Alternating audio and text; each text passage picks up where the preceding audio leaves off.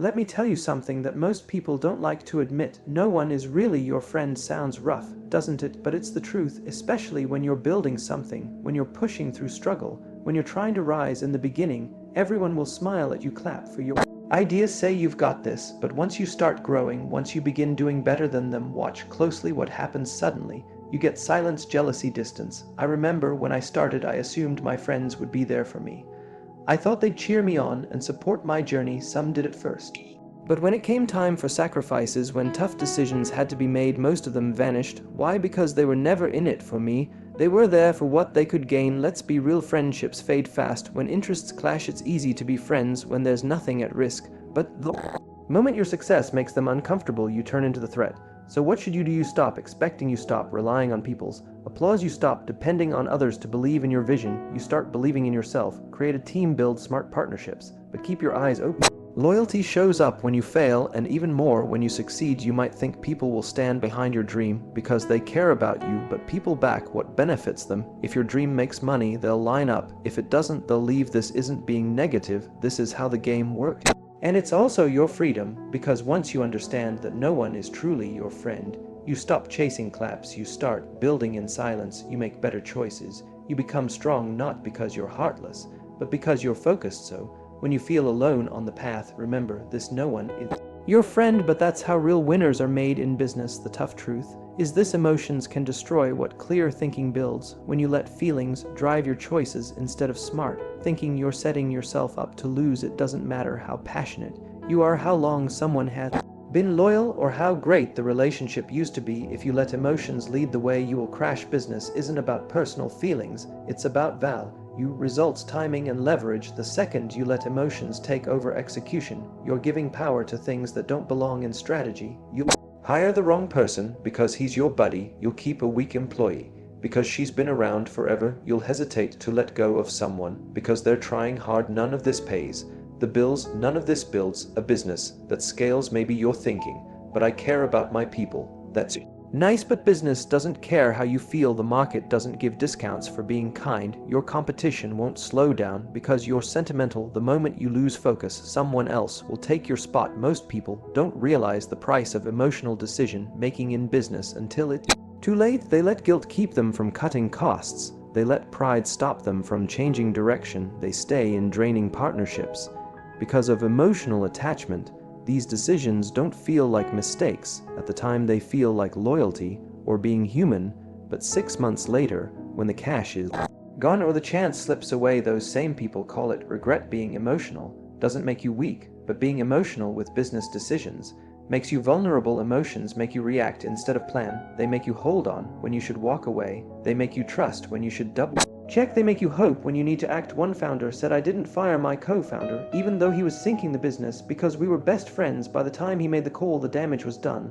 They lost investors, missed deadlines, and almost failed." Why? Because he confused friendship with responsibility. The market didn't care that they were close customers, didn't care that it was personal. The only thing that mattered was performance, and they didn't deliver. This happens all the time. People confuse loyalty with ability. They assume someone who wants success is the same as someone who can create it. They choose comfort over facts. They avoid conflict thinking they're being kind, but really they're just delaying decisions. Emotional leaders make the worst choices not because they're bad people, but because they don't know how to separate feelings from results in a deal. If you get angry, you lose power. If you get too excited, you show desperation. If you let your emotions decide price, deadlines, or who to partner with, the other side will take full advantage of you. Business is all about leverage, and nothing kills leverage faster than emotion. Ask yourself, do you want to be liked, or do you want to win? Because most times you can't have both. Being respected in business means making hard calls, letting go of good people who aren't right for the role, saying no to tempting but dangerous opportunities, walking away from people you once considered family. Those choices hurt short term but protect the long term. This doesn't mean you turn cold. It means you need to control your emotions. You need to understand when to feel and when to act. Business rewards clarity, not confusion. The clearer you think, the better your decisions. Emotion clouds judgment. It warps risk. It hides red flags. It makes you chase what's bad and hold on to what you should let go. Most people grow up thinking friendships are forever. Loyalty, support, trust. It sounds nice, but step into business And you'll see that tested fast as soon as money, control, recognition, or survival show up, friendships start. Shake not because people are bad, but because goals shift. And when they do, people shift too. You might grow up with someone, go broke with someone, build something with them. But the second your path and their path no longer match, conflict will follow. It's not personal, it's structural. Because in business, it's about roles, results, and control. Here's what many don't understand: alignment matters most. Two people can be friends for years, but if one wants to grow fast and the other wants to go slow, it won't last. If one wants to reinvest and the other wants to take profits early, it won't last soon. You'll see tension, hidden frustration, maybe even betrayal. It starts small. Someone starts making calls without asking the other. Someone wants more money, more say, more credit. The tone changes, meetings feel colder, replies slow down. You start to see you're no longer on the same page, not in values, not in mission, not in energy. That's where the friendship begins to fade at first. You think you can fix it. You tell yourself, we've been through so much, we'll figure it out. But business has no memory. It rewards performance and alignment.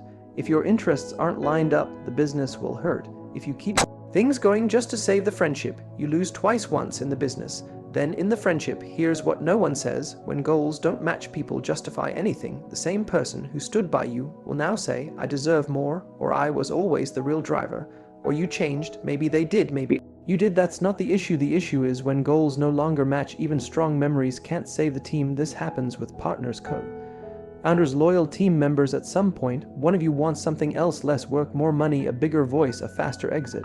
That's when it becomes obvious. It was never just friendship, it was the benefit the friendship gave. And once it stops giving, people leave. Some don't leave, they quietly sabotage. They stay but start playing games, whispering, holding back, blocking progress. And you're thinking, but we were friends. No, you were friends until your path split. Friendship is easy when things are level, when there's no scoreboard.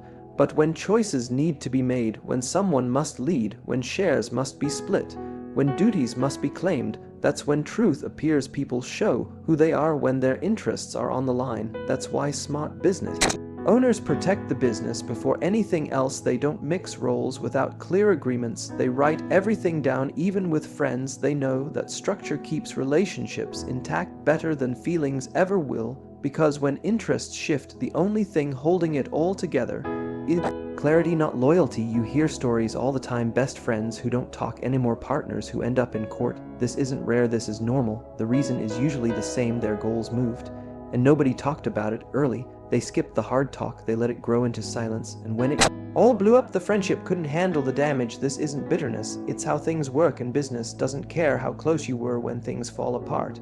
And they will sometimes. People start blaming others, they call friends, they point fingers, they hope someone steps in with advice, cash, a solution, anything. But here's the real truth in business and life: no one is required to rescue you. No one is lying awake thinking how to solve your mess. That's your role, that's your job. You are your own safety net. The sooner you know no one's coming, the sooner you build strength. This isn't being negative, it's becoming solid. It's building a mindset where your rise, your survival, your comeback is all on you, not your family, not your guide, not your partner. You people might say they've got you, and sometimes they mean it.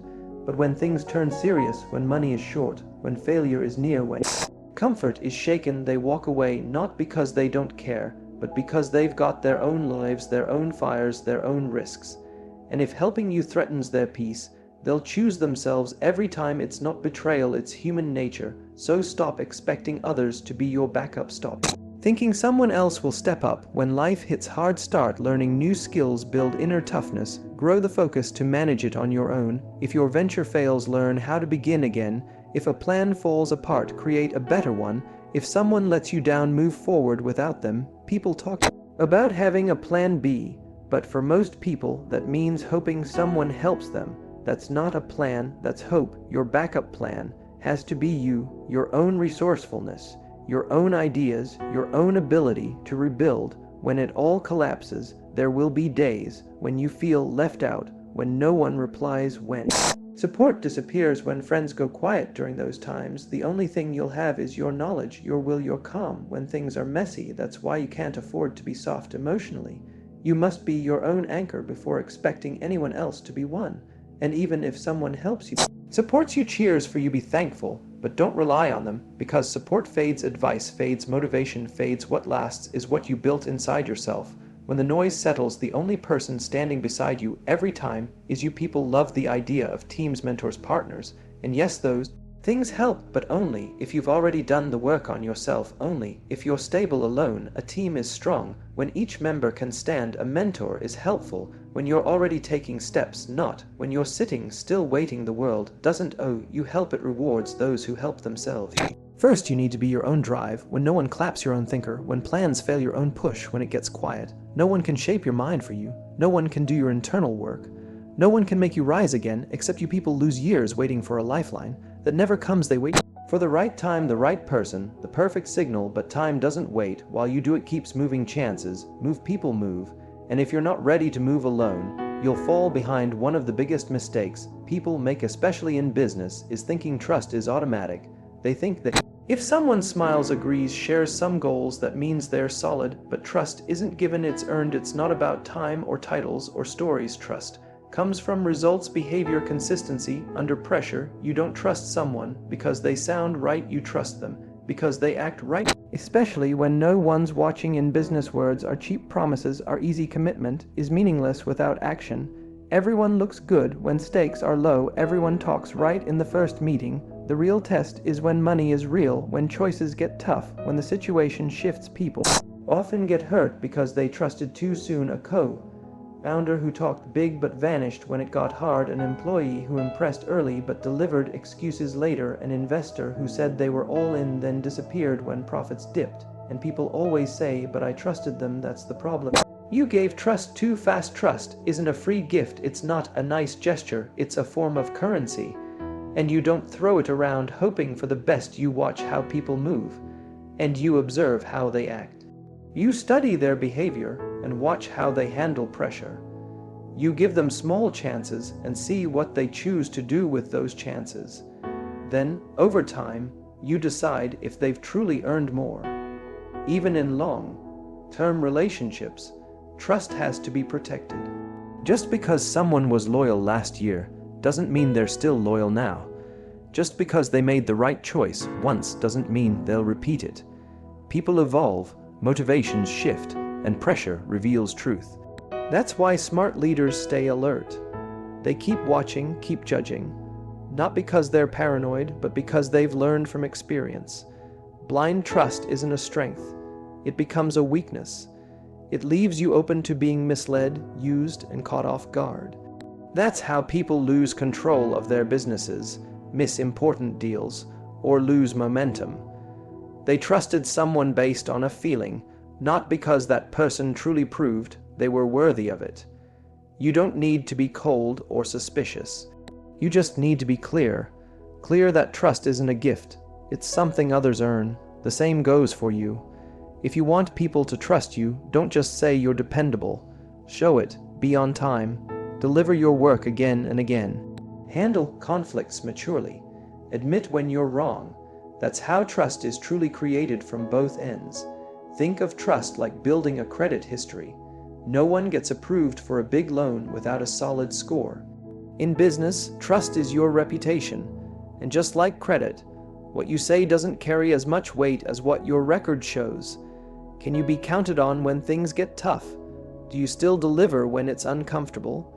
Can people count on your silence to hold just as much as your words? These are the real measures. Too many people think trust can be passed along. They assume, my friend trusts this person, so I should too. That's a fast route to trouble. Just because someone was recommended doesn't mean they've earned your confidence. You still have to do your homework. You still have to test them the same way you test everyone else. Otherwise, you're not managing risk, you're gambling. Even within teams or so-called trusted groups, trust is never automatic. The moment you stop watching, people take shortcuts. The moment you stop checking, standards start slipping. The strongest systems are built on accountability, not blind faith. People do better when they know someone is watching, when they know their actions matter, when they're expected to meet a certain bar. Trust, when built properly, becomes powerful. It speeds things up. It makes work smoother. It creates loyalty. But if you skip that process and assume trust from the beginning, you're not really building a solid team, you're building a ticking clock. The moment you decide to aim for something bigger than being comfortable, whether it's building, growing, leading, or trying something new, you quickly learn something that's rarely mentioned. It can get lonely. Not because people dislike you, not because you want to be alone, but because the higher you climb, the fewer people can relate to the weight you carry. Everyone dreams of success, but very few talk about the quiet that follows it. The long nights where you're the last one still working. The hard decisions you make by yourself because no one else can see what you see. The conversations you hold back because those around you are operating with less urgency, less hunger, less vision. In the beginning, you're surrounded by support. Friends cheer you on, family says they believe in you, you've got people to talk to, people who nod their heads when you speak. But as your speed increases, people start to fade. You work while they rest. You save while they spend. You change while they stay the same. Slowly, your path pulls away. Not because you're trying to leave them behind, but because the road you're walking doesn't have much space for others. People don't talk about the emotional cost of growth, the birthdays you skip, the weekends you give up, the friendships that fade because you no longer relate, the conversations that feel hollow now. You start to feel out of place, not because you think you're better, but because you're moving differently. You see through things they still believe in. You avoid things they still run after. So the distance between you grows. It gets lonely when you can't open up about your struggles without someone telling you to take a break. It gets lonely when you share your wins and someone calls you lucky. It gets lonely when you've grown past your old circle and haven't found your new one yet. And this is the point where most people give up, not because they fail, but because the silence gets too loud. The climb makes you feel alone. It places you in spaces where you're the least connected, the least experienced, the least understood.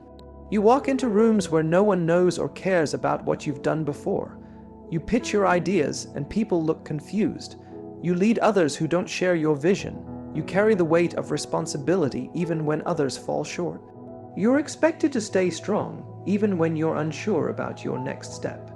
This is the phase no one celebrates. There's no applause, no spotlight, just stillness, self-doubt, and the never-ending push to move forward when nothing feels guaranteed. Yet, you keep climbing, not because you enjoy being alone, but because the goal matters more than the comfort. Because stopping now would mean giving up everything you started for. Most people quit, not because it's too difficult, but because it's too isolating. They miss the feeling of being seen. They miss the simple comfort of people agreeing with them, the warmth of belonging, so they slow down. They shrink their ambitions to fit their surroundings. They choose smaller dreams just to feel less alone. And they call it maturity, balance, or peace, but deep down they know. They walked away from the climb. You will lose people as you go higher. Some will leave on their own. Some you'll need to let go. Some will simply fade, and yes, it will hurt. But every new level of your journey will need a new version of you, and not everyone is meant to meet that version. Growth asks for space. It asks for stillness. It asks you to meet parts of yourself that stay hidden when you're always surrounded by noise. Nobody tells you how heavy it feels to be the one with the vision, the one who carries the pressure, makes the trade-offs, and takes the risks while others stand safely at a distance. There will be days when you question everything, when giving up feels easier than moving forward by yourself. But that's the reality of climbing higher. The air gets thinner, the voices get quieter, the road becomes tighter. But at the end of the day, that journey to the top is yours to take. People may walk with you when it's easy, but the moment your direction challenges their comfort, or their pride, or what benefits them, they'll pick themselves. That doesn't make them bad, it just makes them human in business, in relationships, in anything that truly matters. Emotions are fragile. Trust is real, but it's not forever. Loyalty is powerful, but it's not guaranteed. When goals conflict, when money becomes part of the conversation, when stress hits, people reveal themselves fast. And you learn, no one is truly your friend unless it serves them too. That's why you must keep building with your eyes wide open. Respect people, work together, lead with honesty, but never assume someone owes you trust. It has to be earned again and again. Their interests must align with yours over and over, and when they don't, be prepared to keep standing on your own if needed. Stand strong emotionally, stand strong with your strategy, stand strong with your finances. Your inner strength is your true ally. Your habits are your real support. Your focus is your honest guide.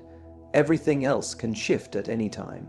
When things fall apart, it won't be your network or your old friends or even your partner who saves you. It will be the version of you who stayed ready for the day when no one else. It will be the part of you that didn't rely on comfort to keep going. The version of you that stayed up late not because someone told you to, but because you knew what was on the line. The part that made plans when others made excuses. That version doesn't panic when the crowd disappears, because it never depended on the crowd to begin with. It doesn't wait for applause to take the next step. It doesn't fall apart when others walk away. That version is built different, slowly, quietly, in the moments no one sees. There's a silence that builds strength, a kind of quiet that teaches you more than noise ever could. When you're out there alone, it sharpens you, it teaches you what really matters, it strips away every false thing and leaves you with what's real. Your principles, your vision, your reasons, and when you're clear on those, you don't get shaken easily.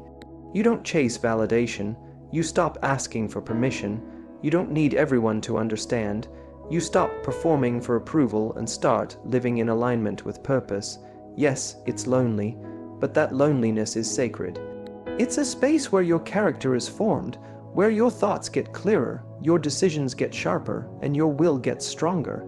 That silence you fear is often the sound of transformation. It's the space between who you were and who you're becoming. And not everyone can join you there. Not everyone is supposed to. Some people are only designed to walk with you in one chapter of your life. When that chapter ends, forcing them to stay will only bring resentment. They don't have the capacity to hold the next version of you, and that's not a failure. It's just reality. Growth doesn't mean dragging people with you. It means honoring the season, letting go with love, and continuing forward with focus. You don't owe anyone your progress, but you do owe yourself the truth, especially when that truth is uncomfortable. So don't fold to loneliness, don't shrink to be understood, don't water yourself down to make others comfortable. Let them misunderstand you, let them talk, let them walk away, keep building, keep climbing, keep becoming, because at the end of all this, you will not regret standing tall for something you believed in. But you will regret abandoning it just to be accepted by people who never really saw you anyway. There will be moments when you want to turn back. Moments when you question whether the vision was even worth it. But deep down you'll know you didn't come this far to stop. You didn't fight through storms, losses, late nights, and self-doubt just to go back to comfort. You came this far because something in you believed in more. More than survival, more than fitting in, more than just making it through. You believed in impact, in building something that matters, in becoming someone that lasts, and you will if you stay with it. If you keep showing up when no one's watching, if you keep building with care, not for attention but for alignment, if you keep your heart pure and your hands steady, even when the world around you feels shaky, then, in time, that silence becomes your strength. That solitude becomes your sanctuary, and that loneliness, it turns into legacy, because legacy isn't built in crowded rooms. It's shaped in quiet decisions, in lonely sacrifices, in consistent effort that no one sees. It's built when you choose discipline over distraction, purpose over popularity, vision over validation, and when the results start to show, people will come back. They'll say they always believed in you. They'll want to be part of the story, but you'll know the truth. You'll remember who showed up when it was inconvenient, who stayed when it was hard, who added, not just took, and more importantly, you'll remember how strong you became when no one else was around. That strength is yours now. It doesn't depend on who's watching. It doesn't depend on who's clapping. It's in you, rooted in the lonely hours and forged by the quiet fires of your own sacrifice. So keep walking even when your steps echo. Keep rising even when the air gets thin. Keep growing even when no one notices, because one day the world will see what you built. But long before they do, you'll already know it was worth it. And when you finally reach that place, the one only you could see, the view won't just be beautiful. It will be earned, every step, every tear, Every lonely night, all of it will make sense. You won't just stand there proud, you'll stand there free, because you didn't take shortcuts, you didn't beg for belonging. You didn't chase the crowd. You became the kind of person who could climb mountains alone and still carry light in your eyes. So don't fear the climb, don't fear the silence, don't fear standing alone. Because the strongest people, the ones who truly lead, who truly build, who truly make a mark, are the ones who learned how to stand by themselves long before anyone stood beside them. Let me know if you'd like even more continuation, or if you want this adapted into a video script, voiceover, or other format.